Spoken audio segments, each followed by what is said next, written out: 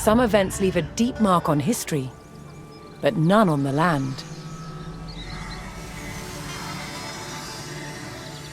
This is the site of the Battle of Hastings. After almost 1,000 years, no traces of the bloody conflict can be seen. But here, the fate of England turned. It's where a king was killed, and his victor claimed the throne.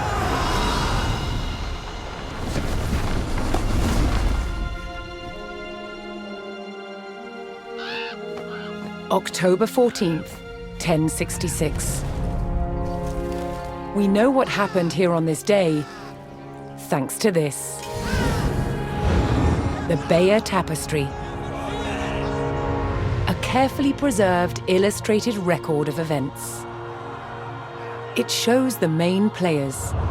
Harold, the newly crowned Anglo-Saxon King of England, and his challenger, William, Duke of Normandy.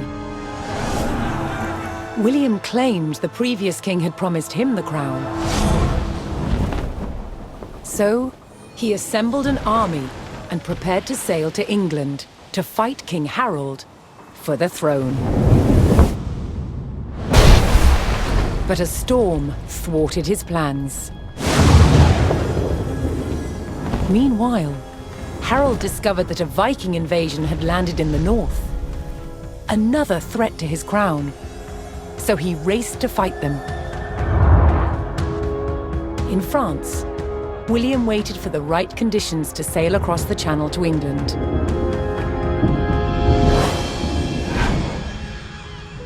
The weather cleared.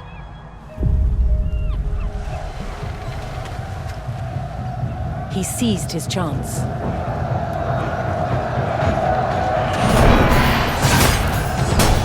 250 miles north, Harold had defeated the Vikings. Now, hearing of William's arrival, his army sped south. At 9 o'clock in the morning, on this hill, William's Norman army were ready to do battle with Harold's Anglo-Saxon men. The stage was set, and up for grabs, England itself.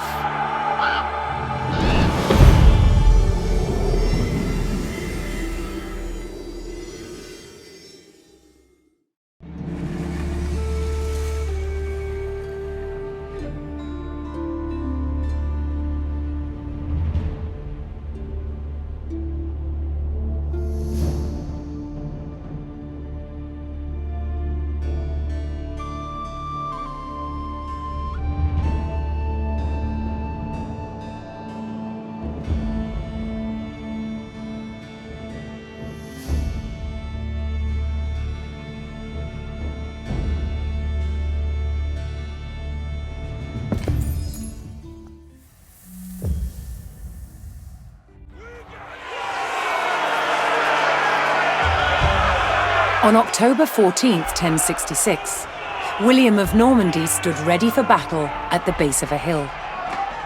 The high ground belonged to King Harold of England and his Anglo-Saxon army. Here, on this hilltop, the fate of England would be decided.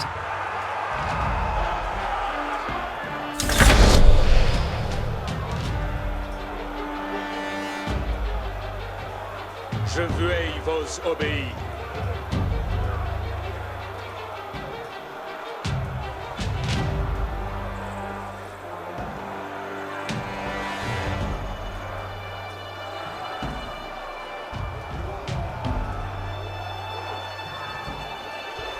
Obéir, c'est vertu.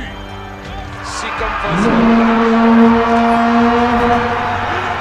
William's Norman army made the first charge, launching a direct assault on the shield wall.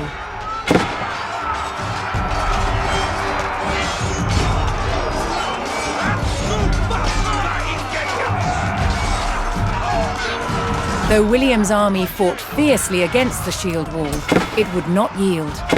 As one man fell, another took his place. Overlapping shields in tight formation made for a near impenetrable barrier. Realizing his army could not break the shield wall, William called for a retreat.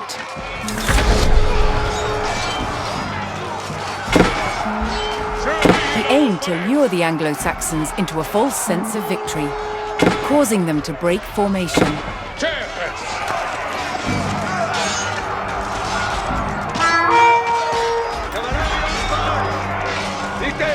William's feigned retreat was working. The Anglo-Saxon army broke their shield wall formation, leaving gaps for William to make a move.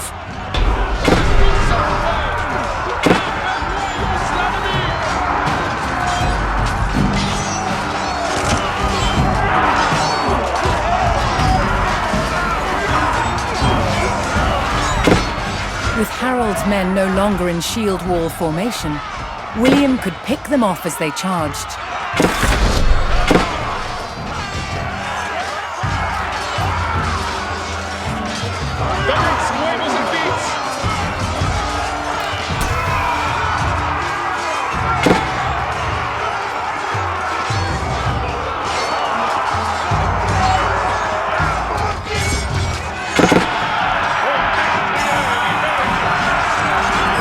The Anglo-Saxons had deployed rows of spearmen to push back the invaders. But William had an answer: his sharp-eyed archers.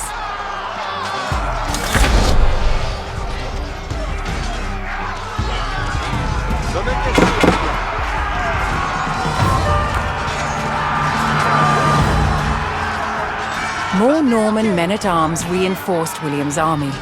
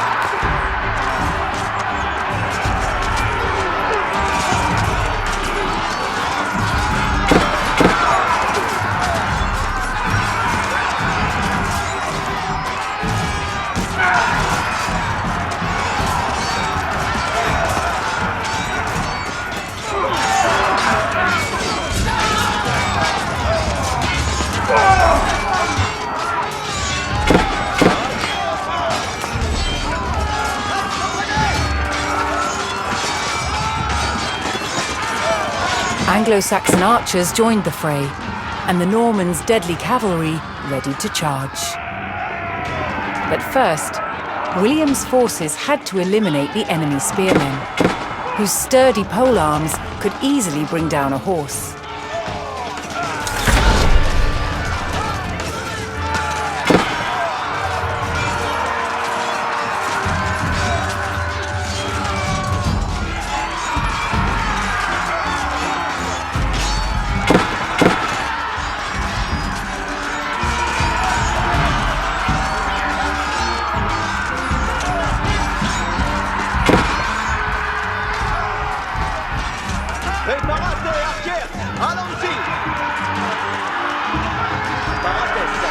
Additional Norman archers joined the battle.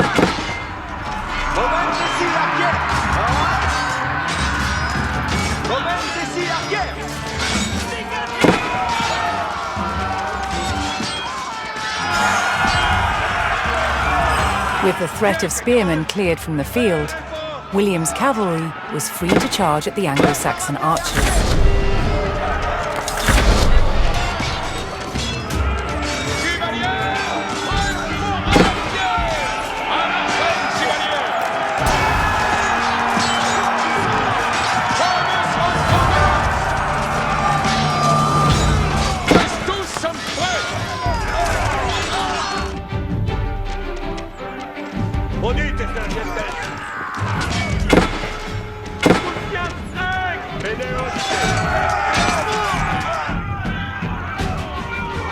Attention. The Anglo-Saxon army was in disarray. Their shield wall had been neutralized, and their numbers were dwindling. Now the only thing standing between William and victory was King Harold himself.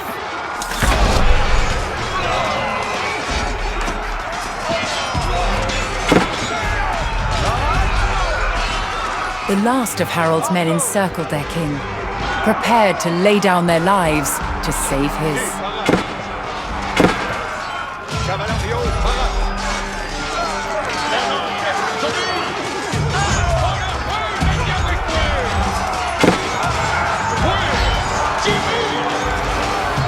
More Norman cavalrymen took to the field.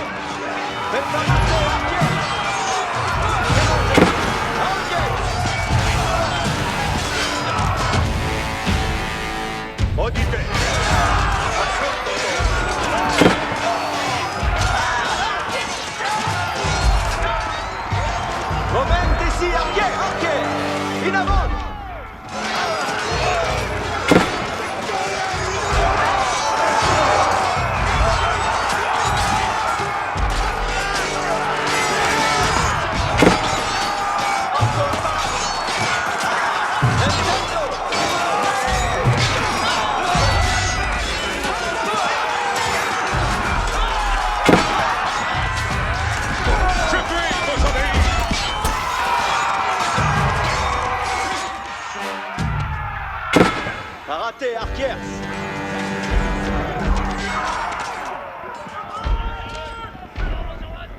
Preparate, archers! In avant, archers!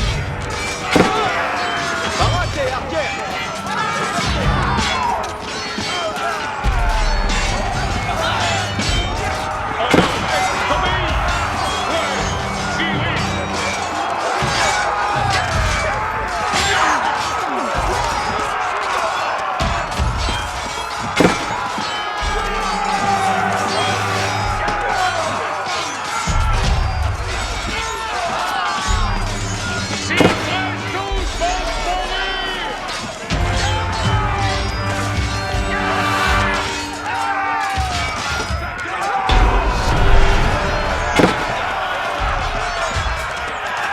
The Anglo-Saxon King Harold had fallen.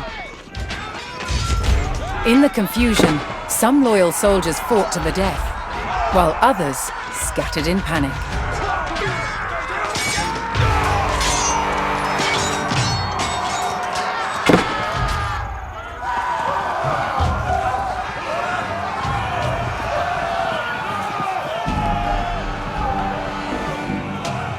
Leaderless and defeated, the last of the Anglo-Saxon army fled for their lives.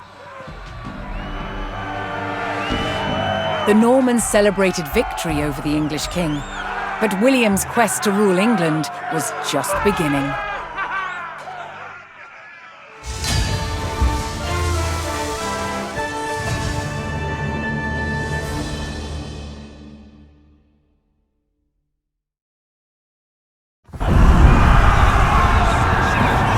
At the Battle of Hastings, the death of one man changed the course of history.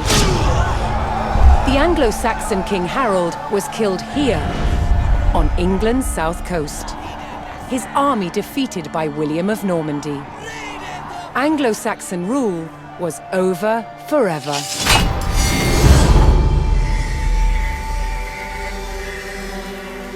At Westminster Abbey on Christmas Day 1066, William was crowned the first Norman King of England. Now he had to secure power across the country.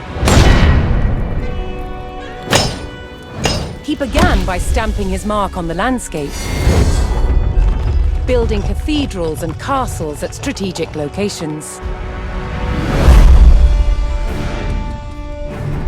Nothing like them had been seen in England before. They reminded the Anglo-Saxon population exactly who was in charge.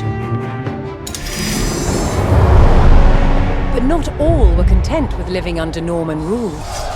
Anglo-Saxon revolts broke out across the country. King King William acted quickly to crush these rebellions. But there was one region where dissent was spiraling out of control: the north of England. In 1069, a group of lords from Northumbria formed an alliance with Viking invaders.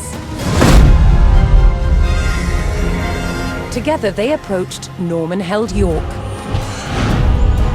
a large city with an important cathedral, still protected by ancient Roman walls. But the walls couldn't save York.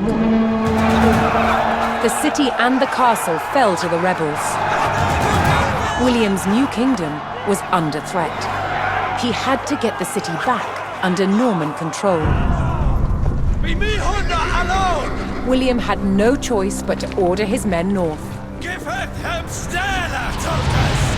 But as the Norman forces set off on their long march towards York, how much resistance from the rebels would they encounter?